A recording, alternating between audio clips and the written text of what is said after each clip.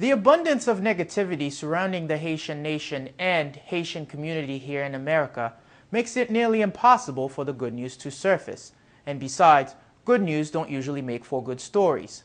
But this next story that I'm about to share with you is one that is refreshing. Hello everyone, my name is Ed Shakespeare and welcome to Caribbean American Perspectives. Today in America, we are talking about healthcare reform. In Haiti, healthcare is non-existent, and for many, this means living with a curable disease for a very long time. This was certainly the case for Iverlyne Charles, a young woman who has lived with a tumor for more than a decade. That is until a good Samaritan, Dr. Pierre Dorsainvil, came to her rescue. I had the privilege to sit down with them for an exclusive interview to talk about this journey. We want to thank you both for taking the time to speak with us, and we really appreciate you sharing this wonderful and refreshing story with TeleLakayTV.com. And since the story has such a positive ending, I want to start there. How happy are you both? I'll start with you, Doctor, first, that this day, we're sitting here right now talking about the positive outcome of this surgery. Well, first of all, I should thank you, for helping me get the story out, because usually, as you know, in the community, there are always bad stories. Like, last week we had a boat coming in, so many dead, my heart goes to the family. But then this one here, that's a very, very happy story. And I'm very, very happy, and I'm delighted. Yeah. So it's up to Iverlyne. I don't know how she feels about that, but I can tell you, I sense that she's very happy also. Yeah. Well, what about you, Iverlyne? After living with this for so long, how happy are you that this is finally gone? Je me sens vraiment content. Parce que après 10 ans, et puis quand il y a pour me gagner amélioration, c'est vraiment good, vraiment bon. All right. So, Doctor, let's talk about the trip. How did that trip come about? We know you went after the 4 hurricanes hit the country. Why did you decide to go then? Because we know Haiti has been known for having so many disasters. Or do you usually go after a disaster? Well, I usually go to Haiti about 2 to 3 times a year. I have a clinic in Lakay. But this time it was one of my friends who sent me quite a few pictures of people dying over there. And I have my cousin who called me and tell me there are a lot of young kids, having diarrhea, having all kind of dysentery and things like that. And I decided, okay, I said, I have to go and do something, which I, called some of my friends. It was about 7 of us who went right after the hurricane, around September 08. That we'll go over there, to help the best that we can.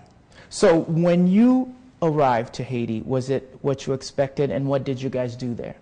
Well, when we arrived, we departed on a Friday, get there on Friday afternoon, midday, we stopped in Cabaret.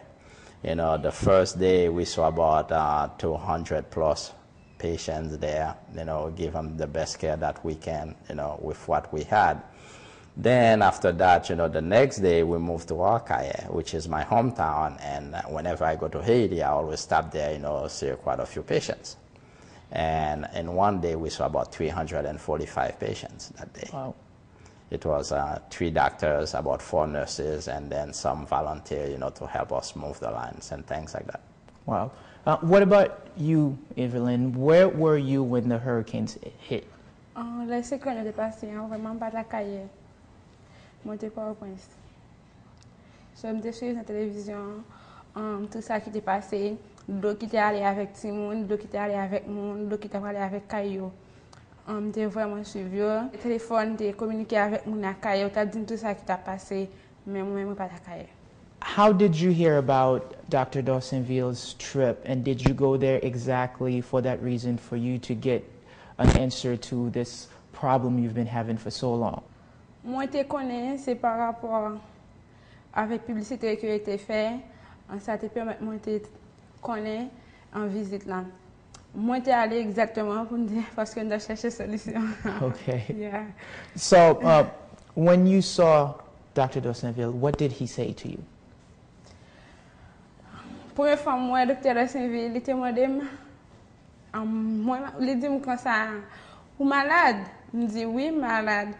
Il dit qu'il soit gagné même. Moi, je dis oui, je suis bagage dans bouche.